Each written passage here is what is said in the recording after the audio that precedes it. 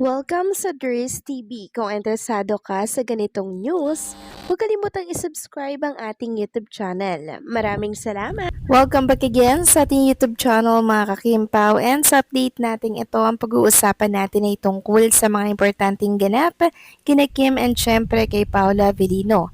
Pero bago po ang lahat, maraming salamat sa inyong patuloy na pagsuporta at pagsubaybay sa mga daily update natin. Kaya naman bilang pasasalamat, narito po ang ilang napili kong komento patungkol ito sa naging previous update.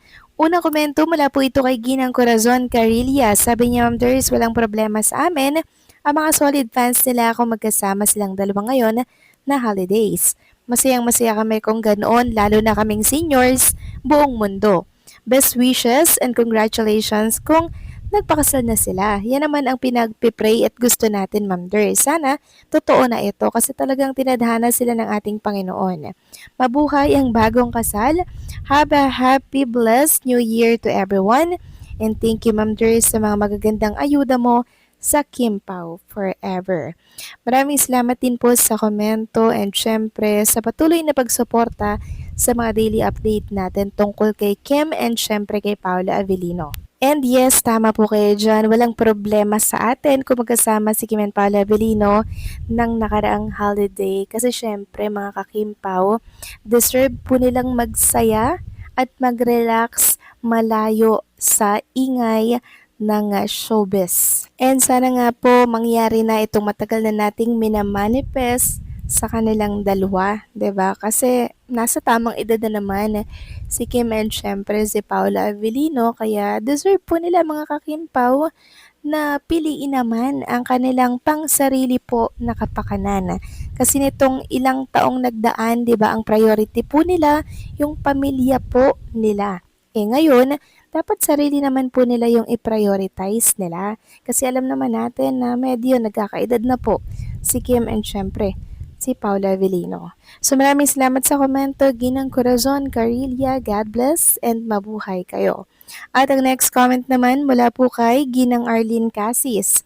Sabi niya, may vlog si Aiko Melendez ka kung ano ang nakikita at nararamdaman ni Jay Castura sa mga artista na binanggit ni Aiko, Miss Ders. At isa na nga dito, ang Kim Pao. Tahimik lang daw at naka-private, especially daw si Paulo. Gusto daw private ang relasyon. Kaya daw baka next year 2026, may pasabog daw at si Kim hindi pa raw handa mag-settle down. At walang baby daw na nakikita niya.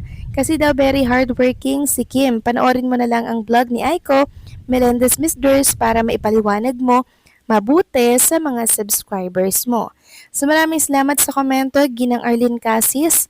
Ang katunayan po niyan ay napanood ko na nga po itong vlog ni Miss Aiko Melendez. And medyo nalungkot lang po ako doon sa part na ngayong 2026. Wala tayong dapat abangan kay Kim and Paula Avellino kasi ang pinaprioritize pa rin ni Chinita Princess ay yung trabaho niya po dito sa showbiz. And syempre, hindi pa daw po ready si Kim Chiu mag-settle down. So, nakikita ko pong dahilan mga kakimpaw, kaya hindi pa po ready si Chinita Princess. Yun nga po yung kanyang career dito sa showbiz industry. Hindi pa siya handa, pero alam natin na nasa tamang edad na po si Kim Chiu. 35, so magta-36 na siya, tapos hindi pa siya handa mga kakimpaw. Well, ito yung desisyon ni Kim Chiu, kaya dapat natin pong igalang kung ano man po yung kanyang desisyon sa buhay. Kasi siguro marami pa pong pangarap niya sa buhay na gustong maabot bago po siya mag-settle down. So parang ibig sabihin nito mga kakimpaw, si Paula Avellino ready na siya, tapos si Kim Chiu parang siya yung hindi pa ready. Parang ganun yung nakikita natin eh. Base yan sa basa po ng isang card reader na si Jay Castura. Tapos parang 'di ba may isa pa pong card reader na nagsabi din na wala daw munang kasalan, wala daw pong baby na magaganap ngayong 2026. So iisa lamang po yung nakikita po nilang basa kay Kim and kay Paulo. Kasi nga po mga kakimpaw, hindi pa handa si Chinita Princess. So possible na nag-alok na si Paulo pero hindi pa nga handa si Chinita Princess. So medyo mahirap nga po yun mga kakimpaw. Dapat po kasi Parehas po yung kanilang desisyon, 'di ba? Parehas po yung kanilang willingness na matali sa isa't isa. Pero this time, si Junita Princess, hindi pa po talaga ready mga kakimpaws. Antayin natin kung kailan po siya magiging handa. At sa mga nalulungkot naman po mga kakimpaw, sa balitang ito, relax lang tayo kasi malay nyo hindi ngayon 2026.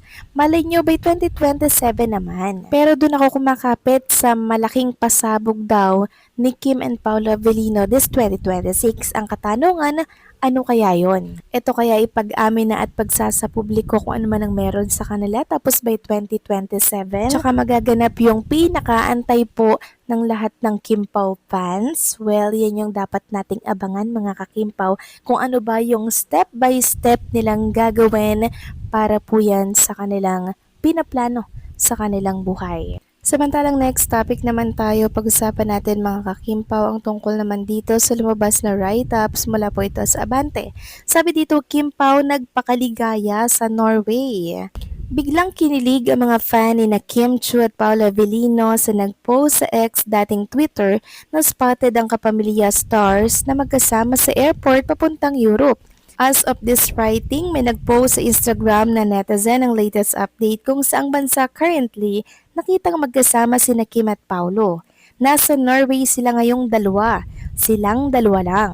May nag-reply sa comment nung nakakita kina Kim at Paolo sa Norway, double-checking kung kailan niya nakita ang celebrity couple. Really? Kailan mo sila nakita? Reply nung nag-post na spotted sina Kim at Paolo sa Norway, hindi ako ang nakakita.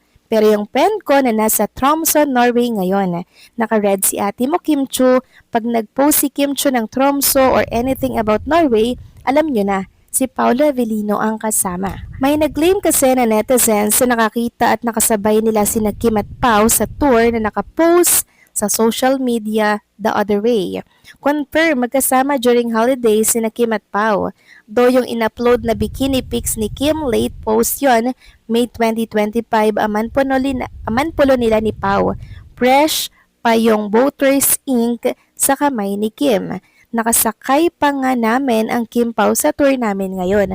Okay na yung ganitong post. Kung totoo man, please give them the privacy that they need and deserve. Buong 2025 sila nag-work, so deserve nila ang break away from prying eyes. That's it. Mula po ito sa panunulat ni Julie Bonifacio Gaspar mula po sa Abante. So nakasakay pa daw po nila sa tour si Kim and syempre si Paolo Avellino. At ang tanong nga po ng marami, kailan uuwi si Kim and si Paolo Avellino mula sa kanilang vacation?